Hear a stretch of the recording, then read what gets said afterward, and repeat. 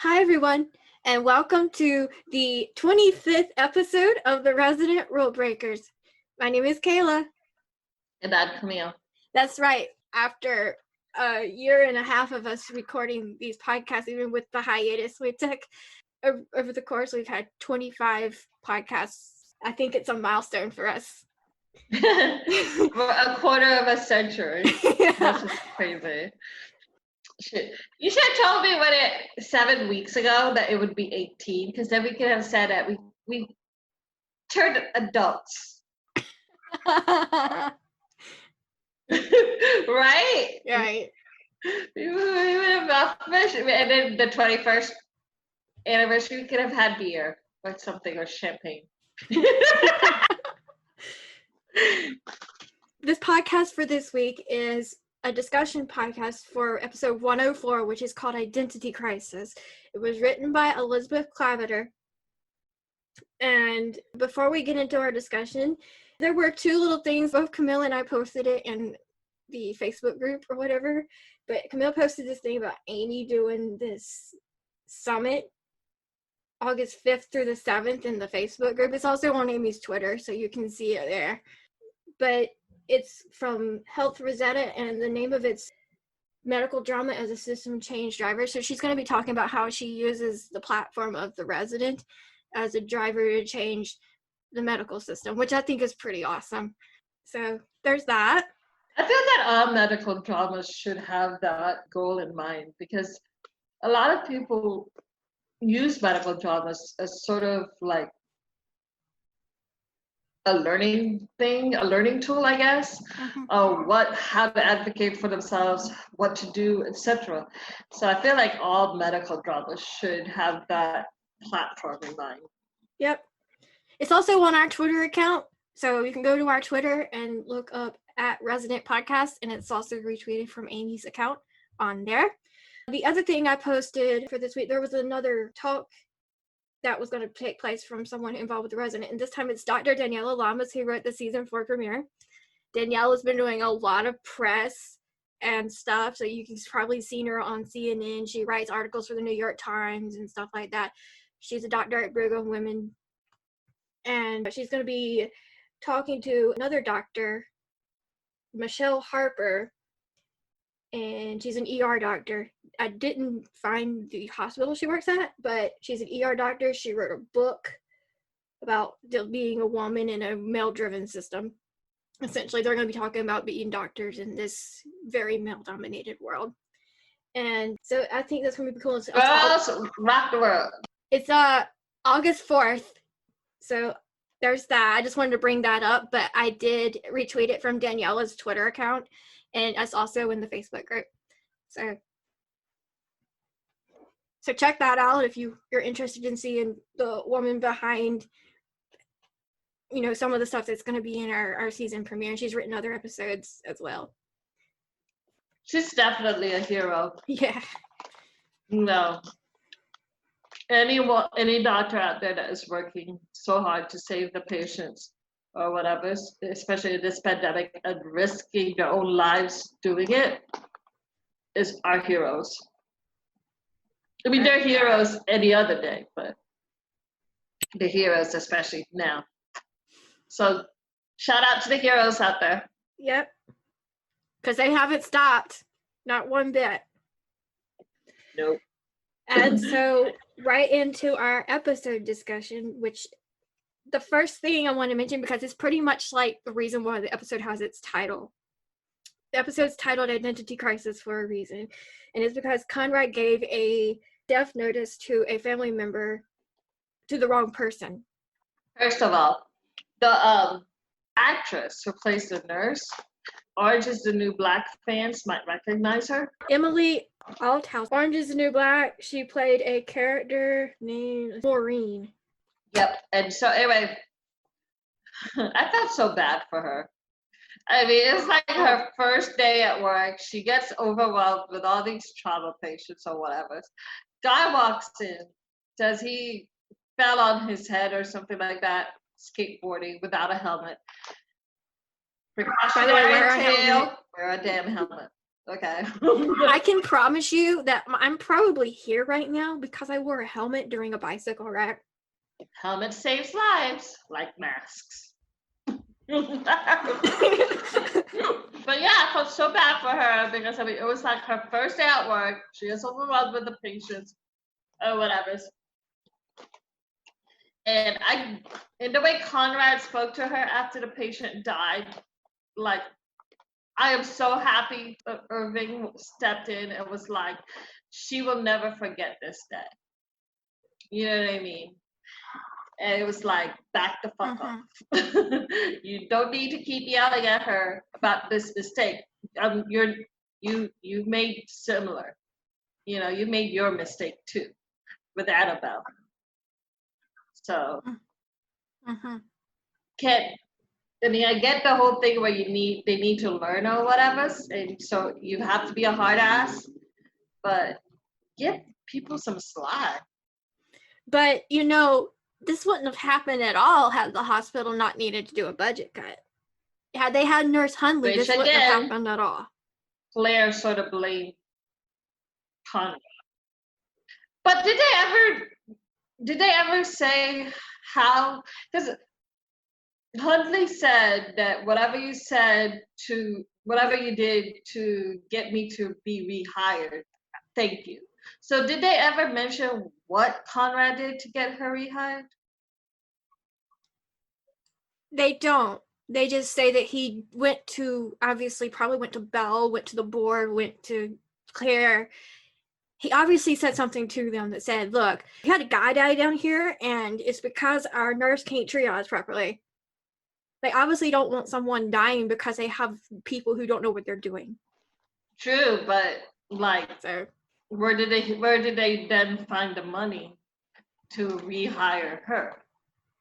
I don't know. It's another question we have. All these mysteries that they leave hanging. Like I said, all of these things, during our rewatches, we're now catching it. Like, wait, did they ever mention what happened? What did Conrad? Maybe that's how Marshall came into picture. I don't know. I don't know. But Irving specifically notes that Hundley was let go because of helping Louisa in the episode. The man that dies, his name is Eric, by the way. I felt so bad for the dad too, Ian's dad. He imagined going, my son is dead. What happened? And then like going to identify the body is like, that's not my son. You know what I mean? Say Irving was like sort of the hero in this episode in so many ways, especially how he backed Conrad, like, dude, you need to let it go. You know what I mean? She'll never forget it. I don't know. Conrad should have been a little more lenient too, because he's had his fair of mistakes. I mean, we're all human, but there are some times where there's certain mistakes that shouldn't be made, obviously, and this is definitely one of them. Because it cost someone their life. But Conrad shouldn't have been like so hard on her. What do you think? I agree with you, but at the same time, he's sitting here going, this wouldn't have happened had you done your job. So had she done her job properly and put him in the right place, they could have gotten to him. And he also didn't have an identity bracelet, which is the main reason why there was all this screw up. You always get a ID bracelet when you go to the hospital for no matter what. I used to get ID bracelets when I got blood work done. I wasn't even going in the hospital. I was just getting blood work done at the hospital, and they would put an ID bracelet on me. So I'm just glad that the guy, like, it all sorted out. I felt bad I liked how they filmed when Conrad was giving the death notice to his mom over the phone, where it like you could hear him at first talking to her, telling her, the beginning, and then they faded out, but still you could see him and stuff. You could see the way he was, his facial expressions and everything, and Matt does it so well that Emotional. It's just so Even in a emotion. wide Yeah. camera shot, you can still feel the emotions that he was portraying in that. Mm-hmm. I also want to note that Ian did survive whatever happened to him, the bus wreck or whatever, he was reunited with his but father. They found out thanks to his data, he had calcium. He didn't have issues. calcium, and so that's why the guy was having a seizure in the middle of the surgery or whatever. It's because the blood they were donating wasn't helping him; it was hurting him or whatever. So they needed to like inject the calcium and stuff. Okay, first of all, note, where's this this is like the first and only time we've seen this doctor. I don't remember seeing her again. It would be odd. It would be like so good to have. Oh, the doctor that was in there so good with to have Mina. had her come back, because I mean, Mina is the only female doctor really in the cast. Well, we have Kit. We have Kit, but not until season 2. Isn't it 3? Oh, okay. Kit started in season 2. Not to talk about race or anything, but Kit is white. And it would be awesome to not only have Mina as the only Black woman surgeon, you know what I mean? It would be also good to see her link with, be mentored not just by AJ, but also by whoever this woman was. Bring her back. Shoot. I did enough research to find out her name was Dr. K's. And anyway, she pretty much, it's not really, well, it starts in the surgery scene. Mina pretty much, overreaches K's and says, I know what I'm doing. I don't need to be taught anything else. Seriously, man, you don't tell that to someone who's trying to teach you how to do your job. That's something you do not say to your boss. No. Especially considering she's only in what? Second year? Yeah, you don't say that in your second year of your residency, Mina. So in a way, I think in this case, I love Mina. She's a badass. But this is one episode where I'm glad they kind of took her down a few notches. Oh, definitely. She needed she needed to be put on her place. Because I felt she's a good surgeon and all, but like you said, she's still a student. You know what I mean? Mm-hmm.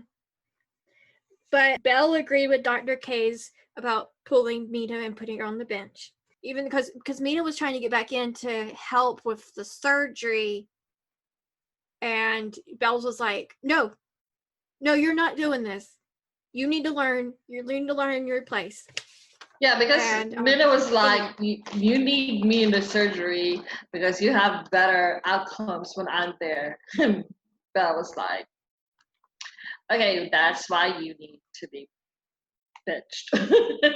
I do like a lot with her in the House of Cards. Oh, with the tissue?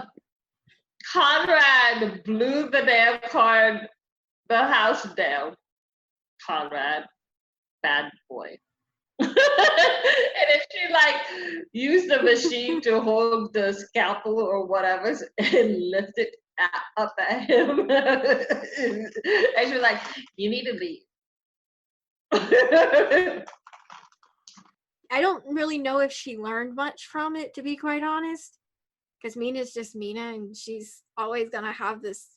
Even now, I think it's toned down a lot, but there's always gonna be this arrogance in Mina that can't be stopped. But I do believe she learned maybe you can't overstep your superiors. She doesn't. She even listens to AJ sometimes. I like how you said sometimes. She doesn't listen. I mean, she listens sometimes, because there are times where she's overstepped AJ. There are times where she's overstepped Belle still, and Kit, helping all three of them. So, but I do believe that maybe eventually she was like, if I do this too often to the wrong person, I won't get the cut. And we've already talked about Nurse Hundley, but I want to bring this back up because this is one of my favorite scenes of the whole episode. the ending, one of the last scenes. Yeah, when is when Hundley returns. Irving got on his knees. It was like, And you're back! And she was Hundley. like, And normally I like guys on their knees. normally I like guys on their knees, but in this instance, I need you to get up, Dr. Feldman. And then she looks around and goes, this place is a mess. Oh, it definitely was. And it was. But I wanted to bring that one up because it's literally one of my favorite scenes of the episode. Let's talk about the old couple. I love them. They're so cute. Yes, the old couple in this episode is one of my favorite parts. Shirley and Howie. They're played by Dakin Matthews and Jenny O'Hara. Yep. So they're legends. Gilmore Girls fans might recognize this guy because that is the Chilton headmaster. Yes, he is. I was about to say there's a connection here, guys. If you're a Gilmore Girls fan. Well, he's got a lot of like TV shows. I'm seeing it. Yeah, he also worked with Madeline the Good Wife as well. Playing like the Angel of Destiny or something.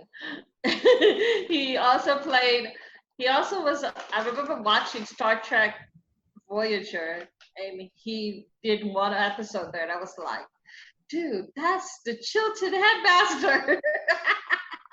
There's a few connections there. But anyway, Charlie has gallbladder cancer, and as soon as they said gallbladder cancer, I'm like, oh, Hunter's going all in on this one. And she did, just as soon as this was confirmed. But their wedding is so romantic with the planes and like Kevin. Oh, the wedding. Oh yeah, it was. Devin did good.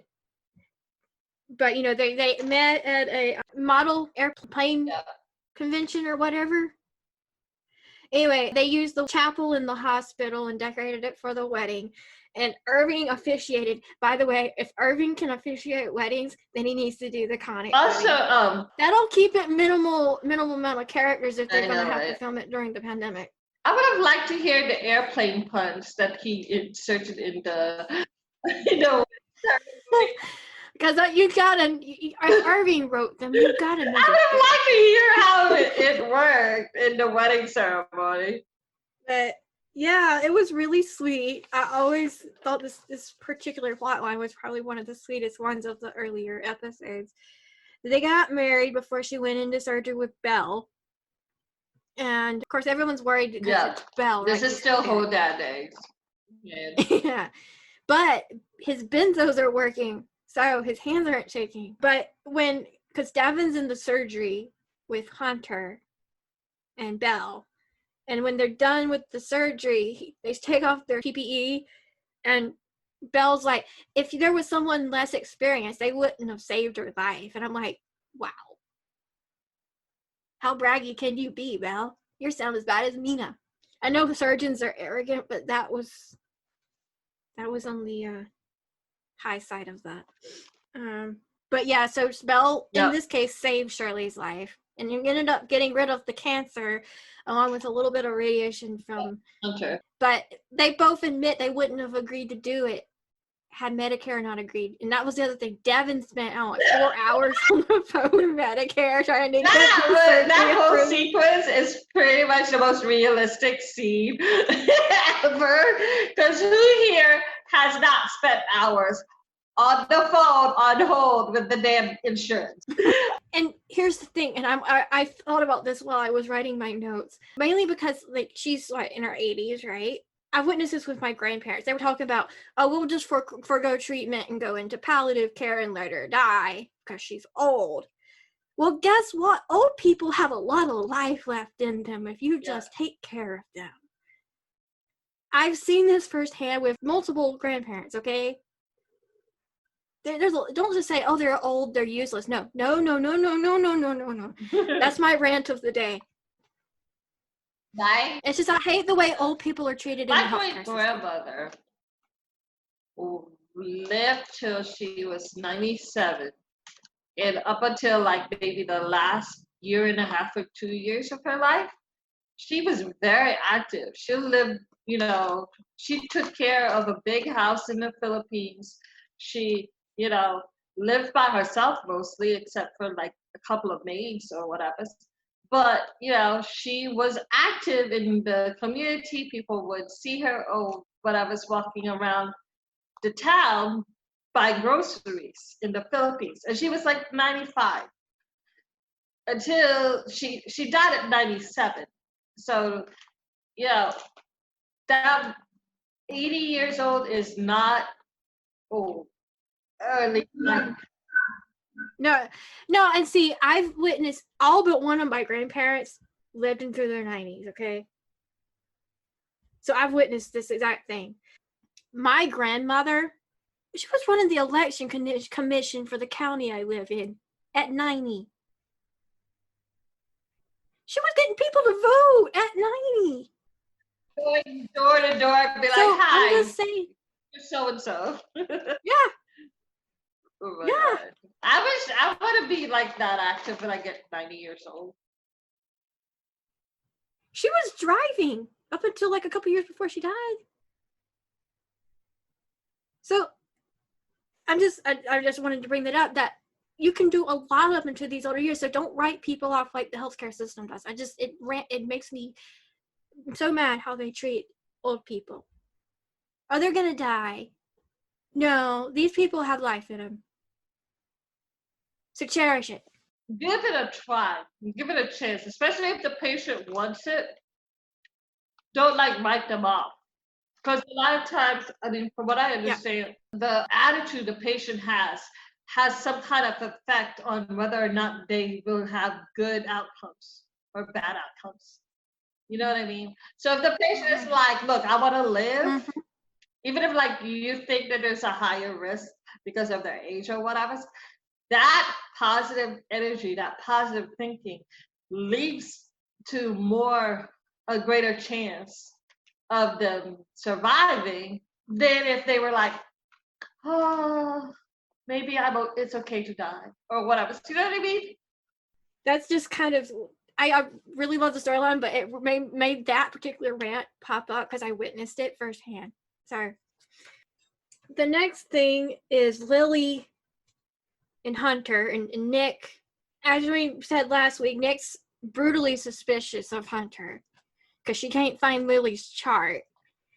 And she has every right to be, because if you can't find someone's chart, Lady's there's such a problem. bitch. She's like, maybe it's your fault. Oh. Like, no, maybe it's your office not fucking sending the damn thing. No, they never fax that thing. I mean, who seriously believes that they actually tried to send a fax? Nobody. So Nick personally goes to the clinic, he gets a paper copy, and she finds out that Lily has a sensitivity that they did not know about, and it's causing a rash. So it ends up helping Lily that Nick fought for her. And then also another guest star shout out to Chrissy Paris. She plays Nick's friend. Her name's Allie. I was a Passions fan when I was a teenager. I used to watch that right out of middle school. When I got out of middle school. And she played Timon on Passions, on the soap opera Passions. So Nick was like taking pictures of the IBB bags or whatever. And Allie was telling Nick, like, oh, you know, Lane wants people to be more discretionary or whatever. And then, like, when Nick pushed her further, that's when she's like, oh, I forgot that, like, my child's daycare. I need to go pick up my child or something like that. And, like, you're so fake. Yeah, and I truly believe that she knows something that Hunter has told her not to say, and she's like, I can't tell you, Nick. I'm sorry, but I gotta go so I don't say anything so I can keep my job. But yeah, but this particular episode leads into the demise of Lane Hunter in a way, because Nick has proof that she's overdosing the patients that she's caring for. This is the start of it. This isn't even halfway through the first season, and they're already starting the whole suspicious thing.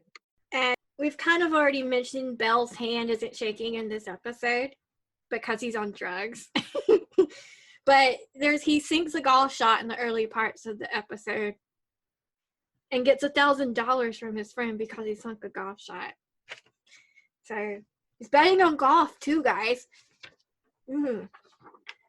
Anyway, Conrad is obviously still cautious. I don't think Conrad got rid of the Hodad thing until like everything with Comrades happened.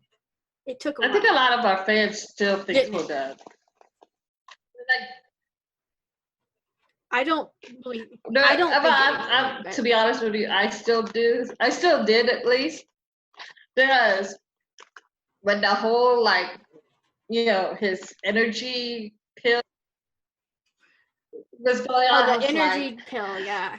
Oh crap! He is so gonna throw that woman under the bus. You know what I mean? Yeah, I mean, I was worried too because I sat there. But when he didn't throw Andrea under the bus, that was kind of like the true signaling that Belle that had was, I was like, okay, maybe Belle is a good guy.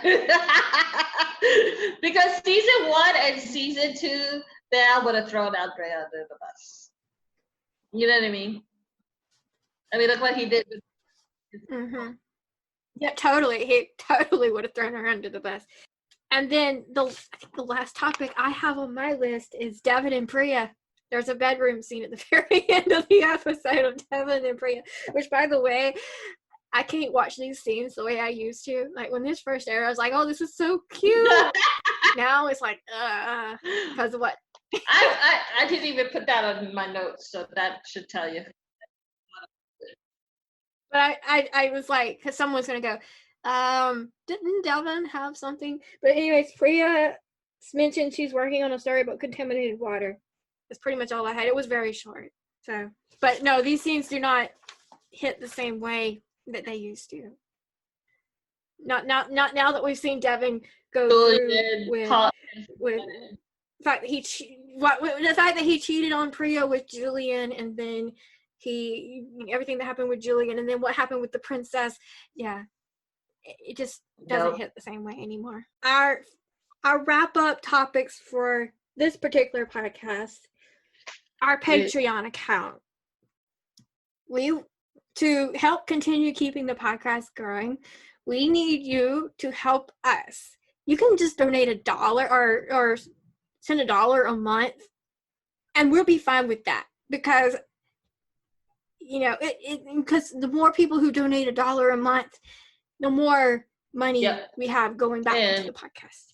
To access it, you can go to www.patreon.com/residentpodcast, and you can go there. Our social media, Facebook. There's 2 ways to get in touch with us through Facebook. There's our Facebook page, which is the Resident Rulebreakers podcast, and you can like us there. And then there's the Facebook group, which is the Resident Fox fans, and there's a button at the top of our podcast page that links directly to it. If you're not in it, join and answer the questions. The Instagram account, which is at the Resident Podcast. Camille's Instagram, which is at the Resident on Fox fans, and then mine is at KB Country 37. Okay, so anyone who are following us on Instagram, thank you for following us. We just recently reached 200 mark, so thank you for doing that. So thank you again for supporting us and listening to 2 crazy girls who just happen to like a show. And then our Twitter account, which I mentioned at the beginning of the podcast, which is at Resident Podcast. And then you could always email us. Drop us an email. TheResidentRulebreakers@gmail.com. We have 2 birthdays that are about to make their appearance, as we've been mentioning for like the last, 2 weeks now. Anyway, Bruce's birthday is next week. And his birthday is August 12th. Bruce's birthday is August 12th. So next week's podcast is a podcast about his character on the show, Bell, Dr. Bell, and all his development, because he's probably one of the more developed characters on this show. And so we're going to get to talk about that. We're going to go from Hodad to hero. But yeah, I like Bell. Bell is no longer the bad guy, which is good. So it's in the same vein as what we did for Manish back in June. So they're going to be doing that. And then the following week is our interview with Malcolm. And it's also Malcolm's birthday that week on August the 18th. The interview releases on the 17th, and his birthday is on the 18th. So we're very excited about this one. And so help us celebrate these two birthdays. Bruce will be 64, and Malcolm will be turning 50. So we're very excited about these two. The next podcast behind that one is August 24th, and it's 1-5, which is None the Wiser. That's the episode where Belle pretty much throws Mina under the bus. And she's talking about all these medical errors and stuff that happened. The concurrent surgeries. That's all of that's in that episode. Marshall's first appearance. So yeah, this is also the first appearance of Bradley Jenkins. But he falls asleep. In the middle of surgery. There's that. And then the last episode that we're going to be discussing in August is 1-6, and it's called No Matter the Cost. And it's the episode where Mina pretty much kicks that guy's butt. She reveals that she has a clinic. She went all Wakanda on the... Yeah. She used her Wakanda skills. So for those who don't know, shout out Ridley. Yes. Shawnette was in Black Panther. So that's why we're doing Wakanda references. Before we go, I just want to remind you to subscribe. That way you always know when a new podcast releases. And you can download it if you need to, especially if you have Spotify. You can download it and listen. SoundCloud, Apple Podcast, Google Play, everything. And YouTube, which is probably where you need to subscribe if you want to watch our interview with Malcolm. And watch it, please. With all that being said, tune in next week. Listen to us celebrate Bruce's birthday and talk about Belle. So until next week, I'm Kayla. And I'm Camille. Bye, guys. Adios.